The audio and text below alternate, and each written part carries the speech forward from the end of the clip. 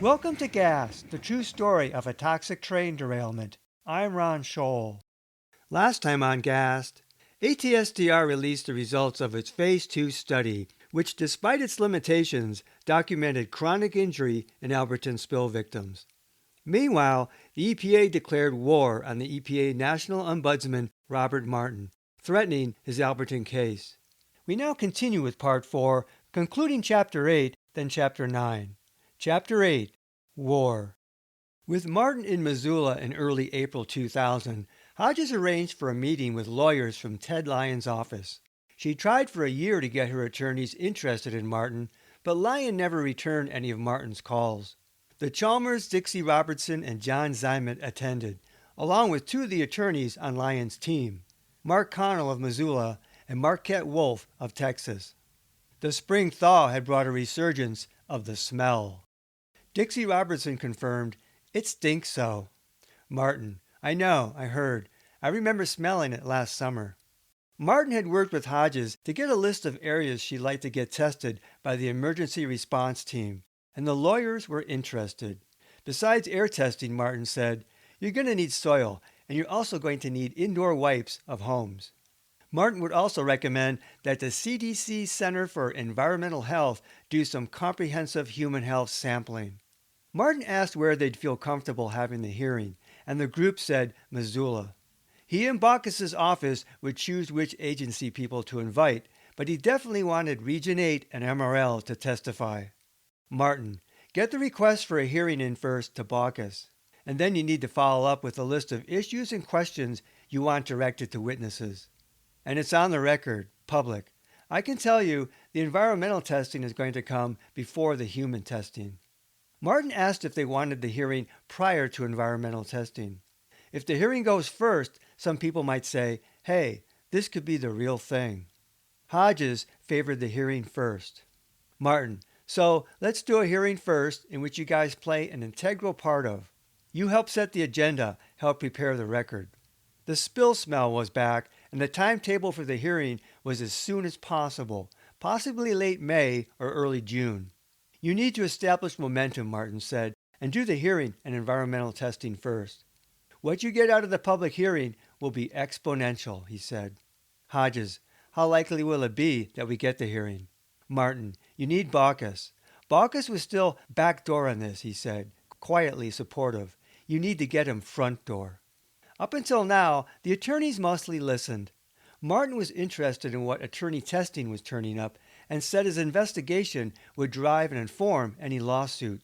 The attorneys, in turn, wanted to know what Martin had planned. Lyon had hired an industrial hygienist to take wipe samples and perhaps some soil samples. With this opportunity of a face-to-face meeting with her legal team, Hodges now voiced frustration of not getting calls returned, not hearing anything. With Martin backing up victims, it was time to vent.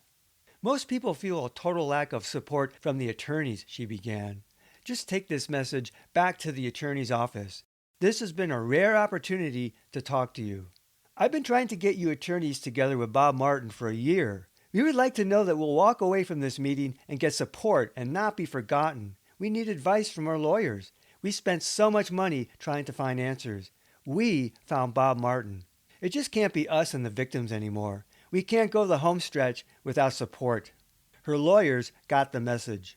Following the meeting, Martin spoke with Lyon in Texas, and they agreed to mutual cooperation in their testing efforts. Hodges saw this meeting as a dialogue that clients had long needed.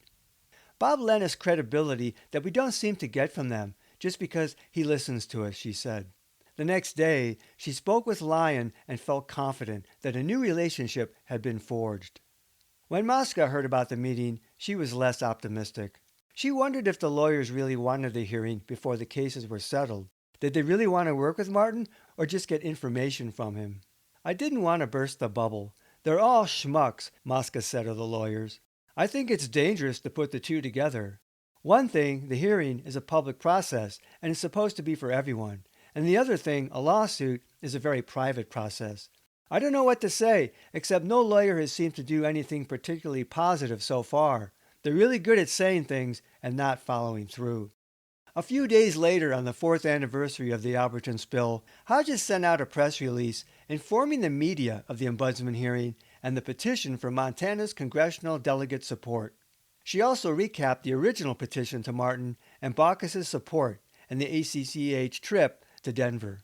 Once again, the Missoulian ignored the press release and had yet to report on the EPA Ombudsman's involvement in Missoula's backyard. In D.C., Mosca and Seek met in April with Barbara Rogers and reported that Rogers was fairly certain Baucus would continue to support the Ombudsman investigation fully, including the hearing, though he would likely only send staff to attend. But expectations were on a yo-yo.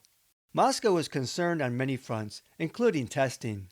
Until the Ombudsman Reauthorization Act passed, she said, Martin doesn't really officially have a job. He doesn't have as much clout politically, she said.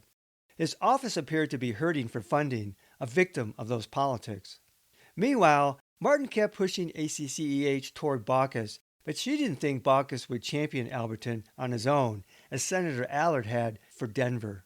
Increasingly savvy and cynical in the politics of D.C., where she now worked, Mosca was concerned that everything could derail. What they said to me, the Ombudsman office, is that they think that Baucus's office has done something basically unethical in relation to this case. And because of that, they're trying to be responsive to the case specifically, but they're trying to get rid of the Ombudsman office because they don't want it, their own investigation, to happen. That's all complete hearsay, Mosca said. One thing they did say, one of the connections they made that is a potential connection, was just that when the spill happened, that potentially Dennis Washington called Baucus up and said, hey, dude, keep the EPA out for at least 4 days, or as long as you can. And that, deep down, if they did help orchestrate that, then that would be obviously criminal. And that would be why they didn't want to have an actual hearing and go into the details of that. Mosca and others were unaware of the request from Governor Roscoe to Tim Murphy of the Montana Department of Natural Resources and Conservation, don't let the feds take this over, and the alleged agreement between Roscoe and Dennis Washington.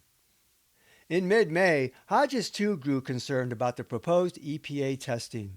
She embarked on a major lobbying excursion to Washington, D.C., accompanied by the Chalmers and Dixie Robertson. They would give Martin protocol details for the ERT testing and hearing interrogatories, and press their congressional representatives for support. Mosca laid the groundwork for the contacts and met her Montana friends in D.C. during a 9-day span. Mosca warned Hodges that Martin was in trouble, though no one knew yet how deep. Hodges was shocked when they met Martin in Washington. We found out that his funding had been slashed for all of his sites, including Alberton, Hodges said. If we had gotten that news here in Montana, we would have just about fallen to pieces. Instead of stumping for themselves, the visiting Montanans spent much of their time fighting a new battle for Martin's funding and his political life. The group divvied up the senators on the Environmental and Public Works Committee and the Montana reps to lobby for Martin, and finally met personally with Baucus and Burns. Hodges wasn't initially impressed. When we started to present our cases, both senators said, literally, this is the first time I'm hearing of this. And both of them did the same tactic, though, where when you said, well, I've done this or I've written this letter, they go, well, we're not here to rehash the past. Hodges didn't press the point, wanting to make progress. And they claimed total ignorance on who the Ombudsman is and what his function is, and why we would be interested in him, even Baucus, Hodges said. Once again, they told their story. Burns appeared to be a better listener.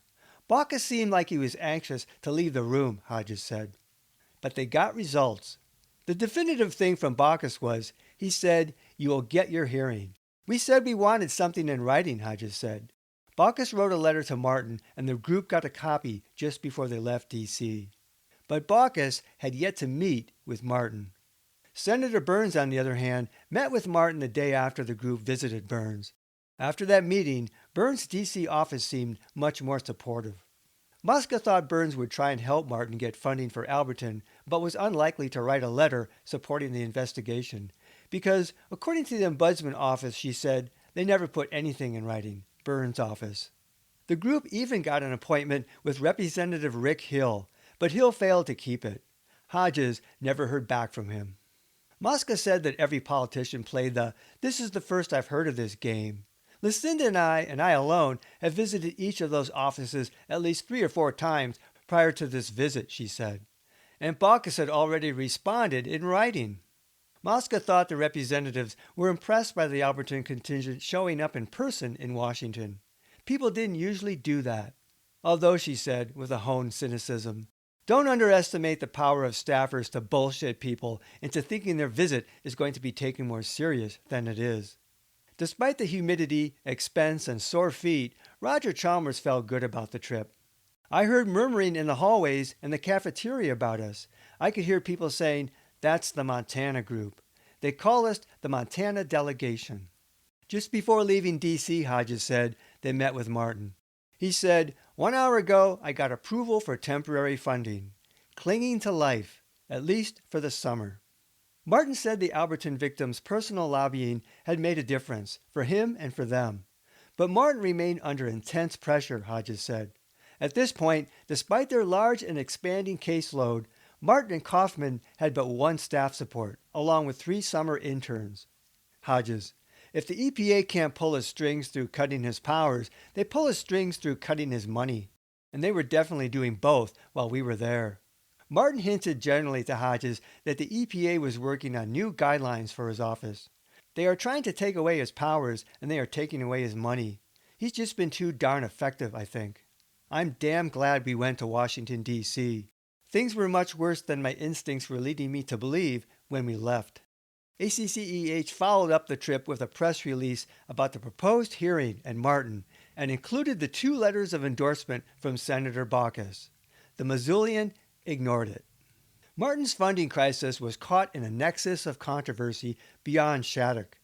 Key congressionally instigated ombudsman cases had been piling up.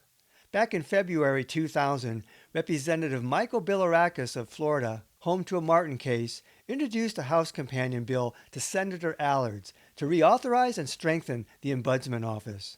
In effect, they were partners in outrage against the EPA.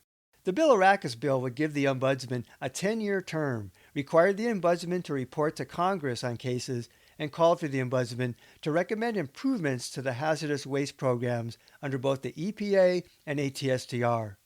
That spring, the EPA denied the Ombudsman's request for funding approval to continue his ongoing investigations. Martin announced that due to pulled funding, he couldn't hold an upcoming hearing in Florida until Bilirakis and other Congress members interceded. During the EPA's June 14 budget reauthorization hearing, Bilirakis proposed shifting $2 million of the EPA's budget to support the Ombudsman Office, and that the Ombudsman be granted subpoena power by Congress. Bilirakis also planned to convene a joint hearing on the EPA's behavior. In July, the EPA withdrew the proposed consent decree for a Florida site and announced new studies and a review of their decision to keep contamination on site. As rare as it was for the EPA to reverse a Superfund record of decision, Martin had precipitated it twice in less than a year. Meanwhile, the congressional bills were hung up in committee. The EPA gathered their own momentum in the opposite direction to finish developing new operational guidelines to more clearly define the ombudsman function. To Martin, the battle lines were clear: strengthen his office or see it eviscerated.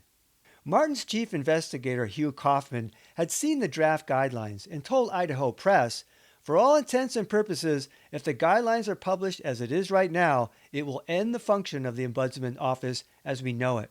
Bob Martin will be the Ombudsman in name only.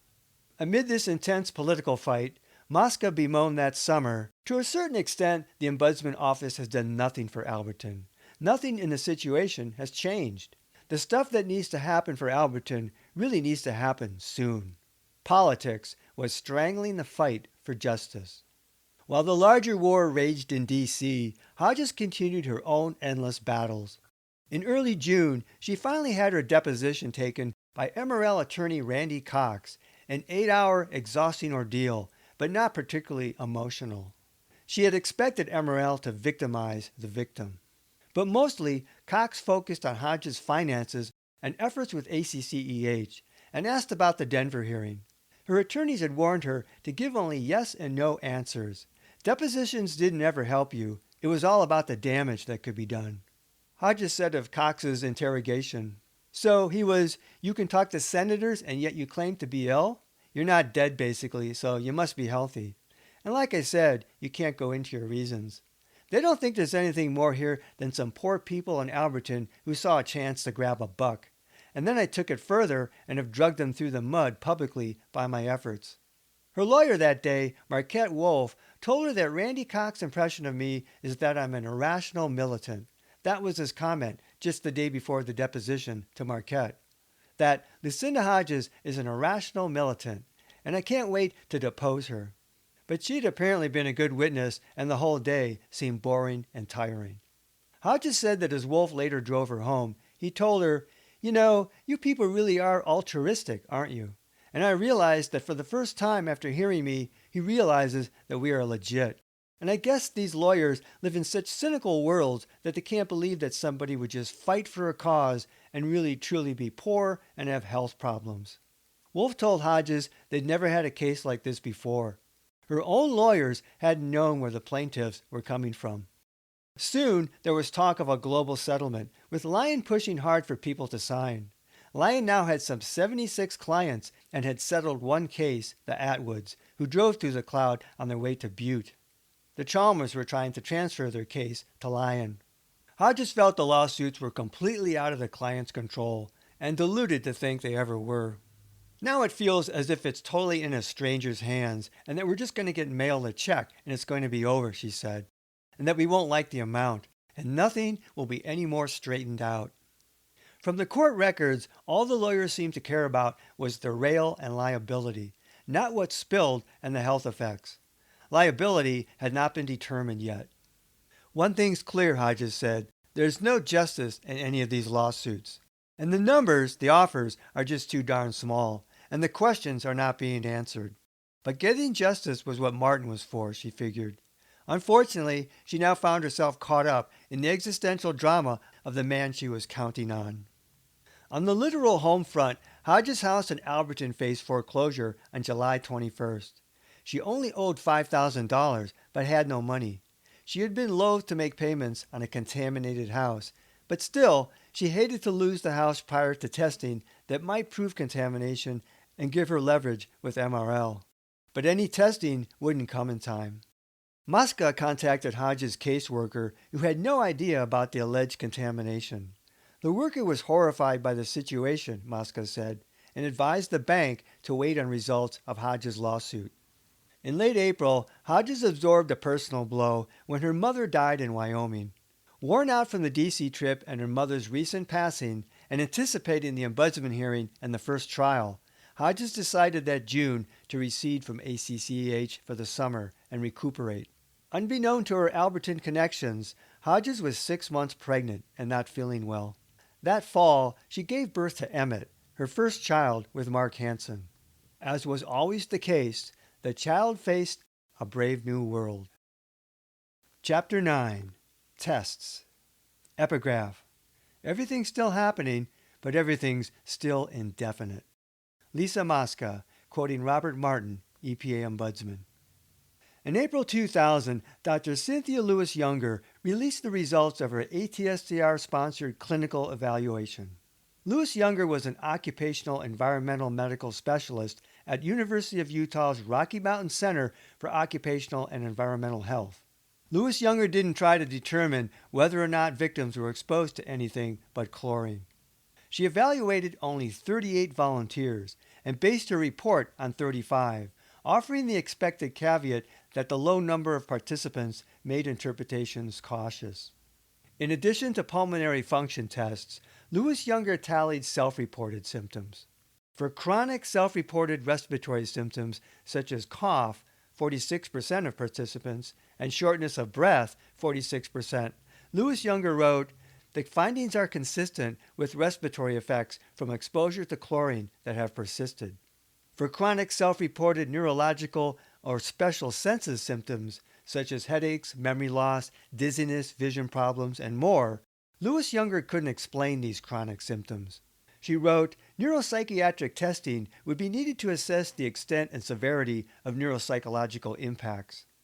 For chronic self-reported gastrointestinal symptoms, Lewis-Younger noted, Gastrointestinal symptoms were generally common, but these results suggest there may be a relationship between exposure to chlorine and such symptoms. However, a physiological mechanism by which this could occur is not apparent. Participants also reported chronic general, metabolic, musculoskeletal, and cardiovascular symptoms, but Lewis-Younger cited most as unrelated to chlorine exposure from her literature review, the final arbiter. With the exception of some respiratory symptoms, and more recently skin and eye symptoms per ATSTR's Phase 2 study, Lewis-Younger saw little in the literature to suggest any other chronic health symptoms from chlorine exposure. In some, she couldn't account for other non-classical chlorine symptoms, and generally discounted them as related to chlorine exposure. Only 23 people completed pulmonary function tests, PFTs, and Lewis-Younger found most normal. But Lewis-Younger asked 11 of the participants to complete serial peak flow spirometry, apparently because 16 people complained of intermittent shortness of breath. People performed the test at home to track changes through time. The test could reveal a temporary reduction in function because of some triggering exposure. Only 6 people returned the spirometry. Of those 6, Lewis-Younger said 5 were clearly positive by peak flow criteria, exhibiting a greater than 20% fall in peak flow. The 6th person was borderline, but showed an overall downward trend. From this information, Lewis-Younger diagnosed reactive airways dysfunction syndrome, RADS, in those 6 patients that returned the peak flow spirometry.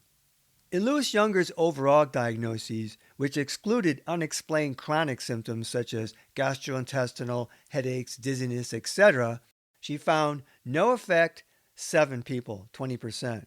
Toxic effect resolved, 9 people, 26%.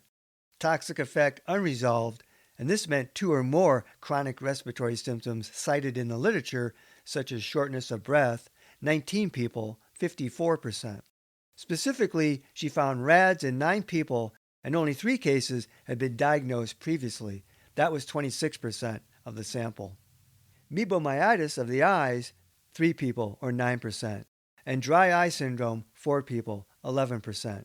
Subsequent to her tests, Lewis-Younger referred 10 people, 29%, to ear, nose, and throat specialists, 2 people, 6%, to a pulmonologist, and 13 people, 37%, to psychiatrists, due to reported significant psychological difficulties such as depression. Unexplained symptoms were not referred. Lewis-Younger concluded that exposure to the chlorine released during the derailment resulted in permanent respiratory effects in some individuals. Lewis-Younger did not consider the possibility of ongoing exposure from the Alberton environment or any exposure after the initial spill day. Some symptoms could be from repeated or chronic exposure, including various triggers related to chemical sensitivity. Key from her evaluation was that 54% of participants had 2 or more chronic respiratory symptoms that Lewis-Younger related to the acute exposure, while other chronic symptoms she didn't relate to chlorine based on the literature. Also, cases of RADS had failed to be diagnosed earlier. Note, she also didn't relate ocular symptoms to the exposure. The ATSDR Phase 2 draft documenting chronic eye damage had been released 6 months prior, but key findings were poorly publicized and recognized. The diagnosis of 6 new cases of RADS seemed highly significant because, Lewis-Younger wrote, none of those individuals had abnormal PFTs. Pulmonary function tests did not prove useful for identifying respiratory impacts of exposure. Peak flow spirometry is probably indicated in residents who may have been exposed but have not been tested. This includes participants who were not previously tested and who did not complete peak flow spirometry. It is also probably indicated in cases of acute chlorine exposure. Lewis-Younger noted that RADS was permanent. The RADS data was highly notable because ATSDR never considered peak flow spirometry, though they conducted methacholine challenge tests. Lewis-Younger recommended that any Alberton victim with respiratory symptoms should complete peak flow spirometry, and that serial peak flow spirometry should be conducted following any future chlorine release instead of relying on a single PFT in determining RADS. Lewis-Younger's conclusions suggested ATSDR missed significant chronic respiratory effects from the spill, with the possibility that untold numbers of Alberton victims had RADS that had not been properly diagnosed. Notably, Lewis-Younger did not evaluate for chemical sensitivity, but in an interview, she equated RADS as part of that syndrome. The call by ACCEH to boycott Lewis-Younger's evaluation undermined the potential body of evidence proving chronic illness from the spill. If nothing else, Lewis-Younger's data on undiagnosed RADS suggested the tip of an iceberg that might help explain chronic illness. Though Lucinda Hodges still hoped that Bob Martin could get more health testing done through the CDC, Lewis-Younger's evaluation would be the final investigation sponsored by a government agency into the health effects of the Alberton spill. The window had closed. Dr. Lewis-Younger's report got brief mention on a back page of the Missoulian. Lewis-Younger assured there are people who have permanent health effects. Chronic illness was documented by ATSDR, Dr. Lewis-Younger, Dr. Kilburn, and Dr. Neumeister, along with many anecdotal reports. Ellen Leahy and Chris Weiss claimed they weren't surprised at the prevalence of chronic illness found in the various medical studies. What should have surprised officials was the number of people documented with or reporting chronic illness, because officials had assured residents that only those relative few with severe exposures and perhaps some others with pre-existing respiratory illness possibly could have long-term effects, and that any sensitivity issues should abate within 2 months or less. That had been the assurance. Many Alberton victims had long cried to deaf ears that the reality was far different. On the environmental end, that June the EPA moved forward on plans to retest. The EPA contracted the Rocky Mountain Poison Control Center and the private company Sage Environmental to develop the protocol for soil sampling. Once again, it seemed Region 8 and ATSDR were running the show, perhaps because Martin's office was on tenterhooks. But Hodges heard the emergency response team said not to have any expectations anyway. After 4+ years, any contamination would have dwindled. Exasperated, Hodges wrote Martin and pushed for a date on the hearing. She and Lisa Mosca shared concern that Martin was buried in politics.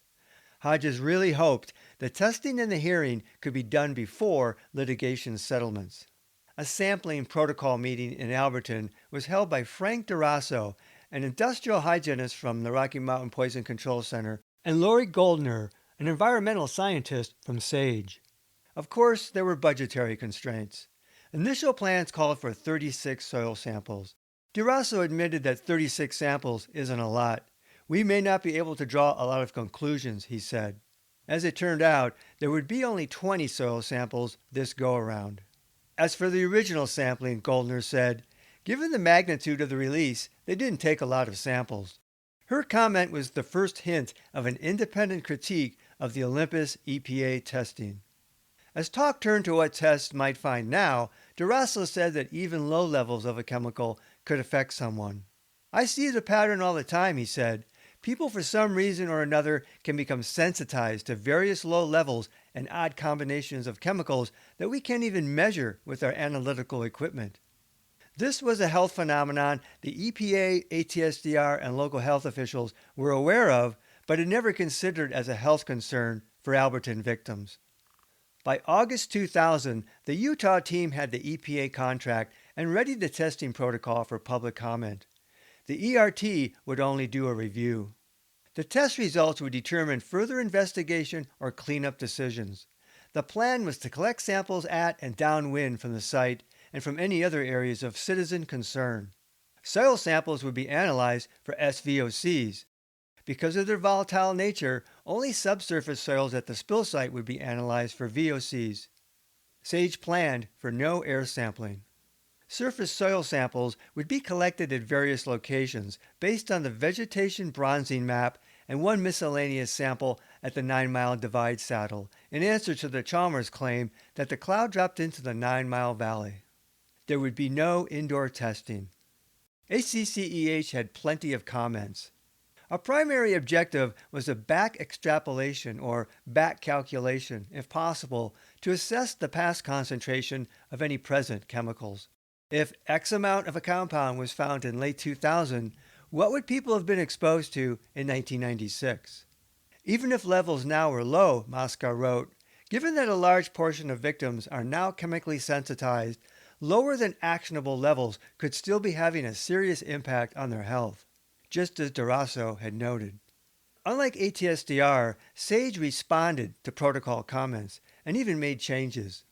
Based on comments, SAGE and the EPA now propose dioxin analysis. Regarding odor complaints, SAGE wrote, several comments requested mercaptan's analysis or reiterated that the derailment site reportedly continues to off-gas a pesticide-like or chemical smell other than chlorine. In an effort to assess a possible source for these odors, we propose collecting a soil gas sample from each of the 5 spill site soil borings and analyzing them for mercaptans. SAGE later argued that the mercaptans would serve as an indicator and that the SUMA canisters could be used later to test for other gases. As for indoor sampling, based on past sampling, SAGE said, we do not believe indoor sampling is warranted at this time. By this logic, all new sampling could be preempted. Comments had asked for identification of the contents of the gas cloud and potassium cresylate solution at the time of the release. Other than the chemical data originally collected, SAGE said, we know of no way to definitively determine this information. Even if low concentrations were now found, we know of no reasonably certain way to extrapolate backwards. The original gas cloud content would remain unknown. By late summer of 2000, all remaining tracks seemed destined to converge: lawsuits, EPA testing, and the Ombudsman's investigation. Then a September hearing date collapsed as Martin prepared for his own congressional hearing in October. That fall, trials were put on hold as well. Missoula County District Judge Ed McLean ruled against punitive damages and allowing Dr. Kay Kilburn's testimony, staying trial dates until the Montana Supreme Court ruled on the punitive damages appeal. We all just feel like the lawsuits are over, that we're never going to get anything, and it's just about Bob now, Hodges said that fall. Because even if Lyon, her attorney, gets us a decent amount of money, anything we would get is getting eaten up in expenses, she said. The lawyers were concerned about the lack of media coverage. Michael Sasaga of Lyon's office said he went to the Missoulian in September and talked to editor Mike McInally. I was wondering why we weren't getting any press coverage, and what we did get was either neutral or really kind of against us, in the sense that they were minimizing these people's inquiries, Sasaga said. We were just getting the sense that they weren't taking it seriously. They weren't taking them seriously. So when I went in there and I talked to the guy, he just more or less blew me off. He said he thinks the whole thing is kind of blown out of proportion. In addition to ignoring the Ombudsman investigation, the Missoulian had not covered the announcement of further EPA testing. ACCEH wanted the EPA testing postponed until after the hearing, now rescheduled for November 11th, so that SAGE could attend the hearing and meet with victims. The EPA hosted a conference call in early November. The EPA and SAGE argued that even a delay of a week until after the hearing would be too late because the weather might change and snow would make it difficult to assess testing sites. Weiss told everyone they either tested on schedule or the delay would be a minimum of 6 to 10 months. Note, by this reasoning, MRL should have postponed the December 1996 site testing conducted by Olympus, but the EPA had taken no interest. Now, Hodges and others didn't care. They'd rather wait months longer than not have the testing done right, which for them meant comprehensive testing, including indoors. What if new information came out of the hearing? John Wardell of the Helena branch of the EPA posed, will the result of this testing move us toward closure on any of the questions being asked? Will negative test results end this? It was a good question, but the victims made clear that the answer depended on resolving all the questions they still had about the sampling proposal. Spill victims have been on delay for 4.5 years, Hope Seek said. They wanted comprehensive testing to be certain. She suggested the EPA and SAGE meet with ACCEH after the hearing to fully discuss what it would take to reach closure. The EPA would delay the testing at least a week until after the Ombudsman hearing. Closure. A few days later, Deborah Griffin wrote out an answer which Seek enclosed in a letter to EPA Sonia Pennock.